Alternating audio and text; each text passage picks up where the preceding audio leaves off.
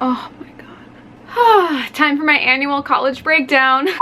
And the video's already out of focus. Oh, not today. The last time I felt this stressed and overwhelmed and frustrated, I talked to the camera about it and let out all of my feelings. In fact, venting to a camera is super therapeutic. At least that's how it's always been to me, and today has just not been going as planned. I'm super stressed. All I want to do is just break down and cry, which I already did a couple weeks ago on my vlog channel, so let's try not to do that in this video. But last year, around the exact same time, actually, I wonder what the date was. I'm gonna look that up. If it's like the exact same date, October 10th or 9th or whatever, that I filmed it or uploaded it, then that's going to be really freaky. But a year later, I'm still feeling the same feelings. It doesn't get better, kids. Just kidding, it does. That was a joke. But it really helped me to talk about it. And now it's cool to look back on that video and realize that the problems that I was facing and the emotions were all very temporary. And yes, I can feel the same feelings right now, but for different reasons. And I'm just going to vent a little bit about this. For some reason, that video did super well, so maybe this one will be perceived the same way and you won't be bored or annoyed. But let me fill you in with what's going on in my life right now. Because although I'm super consistent on this channel right now, which is amazing my senior year of college to be able to pull that off, so give this video a thumbs up for consistency because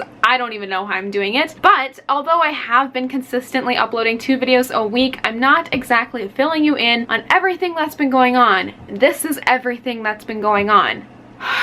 For one, I'm 22 years old, senior in college, and I'm still somehow stuck in my teenage bedroom with that above my head 24/7. On nights like this where I'm stressed, I have to write a Shakespeare essay, I have to film a video, I have to get so much done that's due by morning. That noise, the dog barking, 2 of my 3 brothers screaming and just being idiots out there. I had over 20 minutes of footage for the video about reading my college essay where I couldn't even use it because I was just waiting for that noise to stop or for them to stop screaming, or I had to delete the footage because it was me telling them to shut up and asking my mom, like, I'm trying to get stuff done and you're making it difficult. Whenever I'm facing problems like that, I just think about how nice it was to live in a dorm and how I didn't miss being in this house once. I went months even without talking to one of my parents my freshman year of college, and I don't regret it. Which sounds harsh, but where I come from and my family dynamics and dysfunctions, that was a blessing. And I realized that's why it was easy for me to get my schoolwork done. That's why I was able to write so much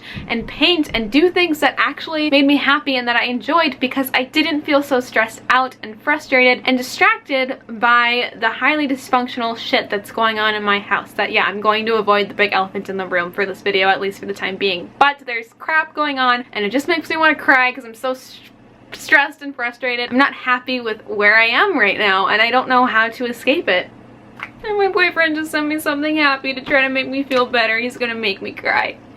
I can't get out. I can't afford to live on my own completely until I get a full-time job. I can't get a full-time job until I finish school. I can't go to school and live in the dorms because at the University of Minnesota, I can't do that unless I'm a freshman. I can't afford to pay $5,000 a semester, which is $10,000 out of pocket, just to live in an apartment on campus, because that was my alternative, where they're like, we still have room and housing if you want to buy an apartment. Like, oh sure, my senior year of college, taking a lot of credits and trying to graduate and apply to graduate school, let me just like move on into a nice fancy ass apartment downtown Minneapolis. Like, that won't be a problem. So for the time being, it's not the worst thing in the world. I'm incredibly thankful and grateful to be going to school. There was a chance where I wasn't even going to be able to stay in school, so I am really happy about that. But that doesn't prevent me from getting stressed. It doesn't prevent me from, you know, being sad that I'm in my teenage bedroom, and I think it's really getting to me because I can't. Because I tried so hard to cover it up. I painted it. I got rid of everything from high school. I tried to pretend that I was in a new room, but I'm still at home. And I think this is just gonna ruin me if I don't find a way to get out. And it just sucks because I can't, like, I know that I'm stuck and I know that I just have to get through school and then move out maybe if I start, you know, saving. A couple weeks ago, I got a chance to read someone's short story in one of my classes. It was called Stuck. It was about this 12-year-old girl who had a crush on an older guy who I think was in high school, and she was talking about her future. And in the short story, the guy was saying how he couldn't, you know, go to school or go to college like he wanted because his parents burned through his savings and that he was stuck. And this 12-year-old girl says, I'm not stuck. And he says, sure you are, you just don't know it yet. And if I wasn't in a classroom with 30 other college students in that moment, I could have cried because it hit me so hard. Because when I was 12, it's like, yeah, you just don't know that you're stuck. And then when you're older, you're stuck.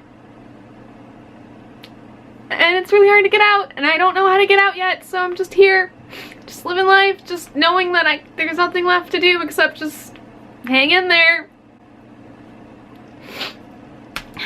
I wasn't going to spend this video crying about this one topic. I just thought I was going to glaze over it, and now I'm spending 8 minutes talking about how unhappy I am with my home life. Your home is supposed to be your sanctuary. It's supposed to be your temple. It's supposed to be, you know, where you relax and can be yourself and just be at peace. And right now my home is the complete opposite, and I don't have that place to relax and to be at peace and to call my own. Well, if I'm gonna cry, I might as well get the thumbnail. College is going really well though. Let's try to get me on a happier note. I love my classes. They're all poetry based. I'm taking intermediate poetry writing, American poetry from the 1900s, which is really fun because it's my favorite time period of all forms of writing, and that is modernism. I'm taking intro to creative writing, and our first unit is poetry, so another poetry class, and then of course Shakespeare, which Shakespeare is poetry. I've read I think 3 or 4 Shakespeare plays so far this semester, and they're all plays that I have not read yet in my life, which is surprising because I have had to read Shakespeare growing up through high school and even middle school. But now I get a chance to read a lot of his older work that he's not as known for, and it's super cool to see how much he's grown, but it's, you know, it's a lot of reading. I should show, oh, they're in my car. The size of my textbooks are like this big. I'm not even exaggerating, they're this big because they're anthologies or full collections. And I was sitting in my intermediate poetry writing class this morning, and the guy who sits next to me was even saying, Makayla, what book is that for? In reference to this huge book that I had for my following class, and it's just insane. I'm pretty sure that I'm developing scoliosis by carrying my backpack, which is why I keep those textbooks in my car now, and I try not to carry them on my back because it is really bad for me and I just feel so like disoriented. I want to go to the chiropractor. If you like videos of people complaining, you'll love this one. But I'm really happy with my classes. It is my senior year of college though, so my classes are intense, they're rigorous, they're demanding, and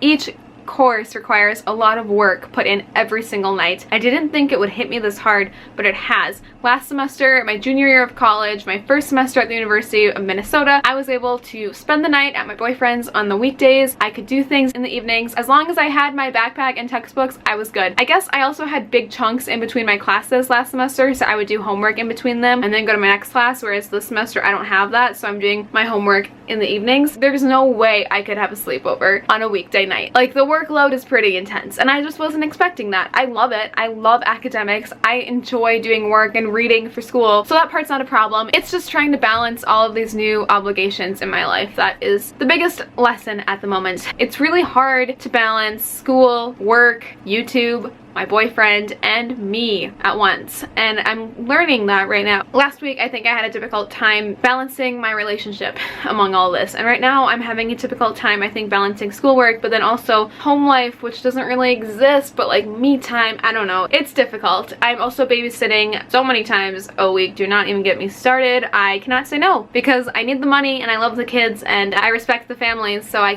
can't say no, and it would be dumb to say no when I don't have a valid reason. This Friday the 13th, I am babysitting from 5 to 10, and then I'm babysitting that Saturday at 6:30 in the morning. So I barely have time to go home, sleep for like 7 or 6 hours, even less because I have to tie in commute time and getting ready and showering and eating. So like 5 hours of sleep and then going back and babysitting from 6:30 in the morning until I think 4 in the afternoon, which is a lot for 24 hours, but it's going to be worth it in the end. I know that. I just have to keep that in mind, and that it's just one day of my life. I've also hinted at this in other videos, but I haven't actually talked about it, and that is that I am going to apply to grad school, I think. I'm still kind of hesitant because I haven't done it, so I'm not sure, but at this point in the process I do plan on applying to grad school. In fact, I am applying to 3 schools all out in California, which is very, very different for me because the last time I went through this process I applied to 22 schools all across the country because I didn't know where I wanted to go. I didn't know where my next chapter of my life would be and like what I should be looking for, and at this point in my life I basically told myself that these are the only schools in the country that I would consider going to. If I get into one of them, that's the universe telling me that that's the path you're supposed to take. You're supposed to go here. Each school has its own type of great financial aid and scholarship opportunities that would benefit me, so there is no loss in that, and they're all in a place that I promised myself I would go to, and it's a place where I really do want to live. That's California. Whenever I visit there, I got to go there 3 times last year. And sometimes, you know, when you're on vacation, you hit that point where you're ready to go home and you miss being home. But whenever I'm out in California, I never want to return. I just want to stay there. I'm so happy. Everything is just so lovely and sunny, and it makes me a really happy person. So I just want to feed my soul and stay there and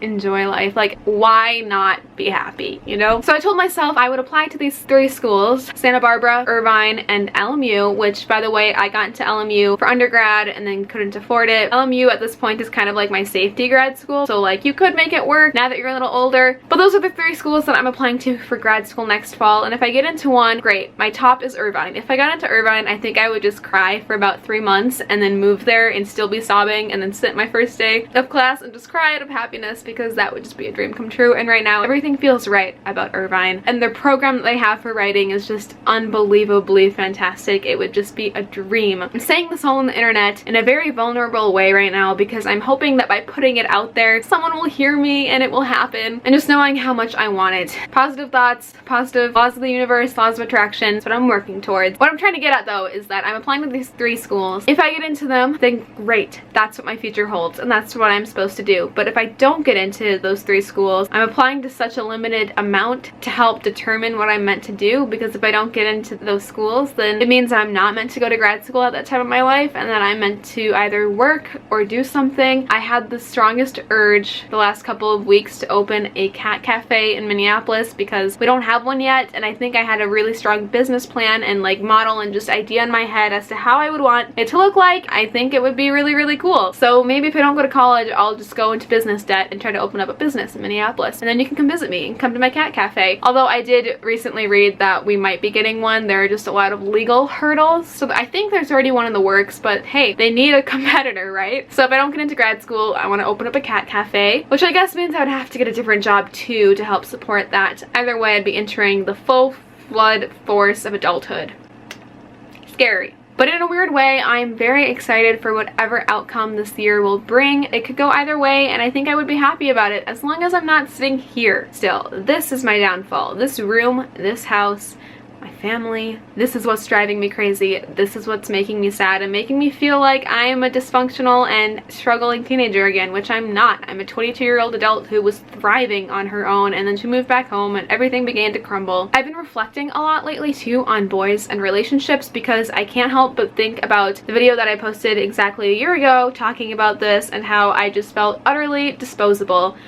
And that's how I was treating myself and allowing boys to treat me. And now a year later, I am about to celebrate my 1-year anniversary with my boyfriend, which is crazy. I never thought that I would get to this point in a relationship, let alone so soon. Never saw this coming. And we met on 11/11, which is slowly coming up. It's been quite the wild ride. I'm actually going to do a video all about what I've learned this last year in a relationship. I've had to learn a lot about cohabitation and being codependent with someone versus being independent, but they're all good things and it's super cool. And I mean, he literally sent me a text before I started filming this with a picture of us that he hopes makes me slightly less stressed and a little more happy, because it's a picture of a really good memory of us. Ugh, I just feel like I'm going crazy. Maybe I'm so stressed. Like, I have headaches in the back of my head every single day, and I've never had pain back there. I almost want to go to the doctor to get it checked out to make sure that I'm not dying or like I don't even know what that problem could be. I can't read out loud as efficiently as I used to. I'm stuttering. I feel like I'm losing intelligence. Maybe I am literally dying, and this isn't as funny as I'm saying it. But just last night, I like tried to schedule a doctor's appointment. It turned into this huge argument with my mom on the phone over finances. I'm on a family insurance plan still at 22, because I think until you're 26 you are. But anyway, she basically told me not to go to the doctor and that we can't because we can't afford it. And that's just so frustrating, because seeing a doctor when you're not feeling well, or if you have a concern about your overall health and safety, that should be taken for granted. I have like her insurance card. If I'm concerned for my well-being, I don't have to tell her what it is and have her say, oh, you're fine, don't go to the doctor. I should be able to just go to the doctor and make sure I'm okay. For the thing going on in the back of my head, for the pain that I have on my side, which so many issues with my body. If you're a doctor, comment down below, because I need to schedule an appointment. I don't feel like my best self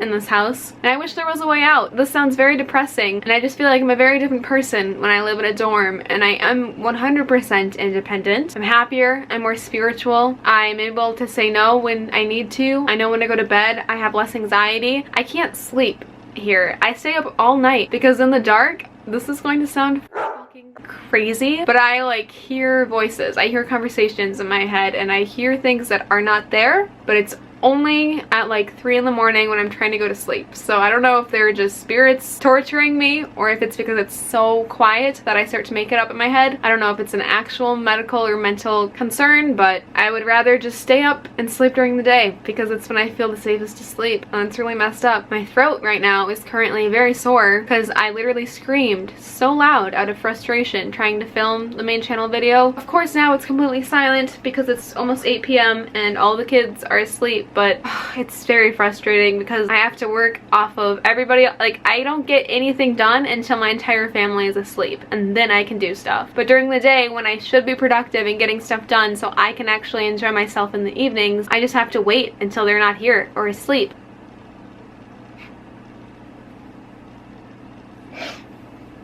Today just didn't go as planned, and I feel like I just complained a lot and wasted your time. I'm sorry. Don't unsubscribe. We all have bad days. This is just mine. Forgive me. I have to remember that this channel is my outlet, and I used to vent to the camera a lot, and it benefited me a lot, and it was so therapeutic, so I'm trying to do that again and be more raw and vulnerable and not care as much. I'm out of storage, so see you when I'm feeling better. Bye.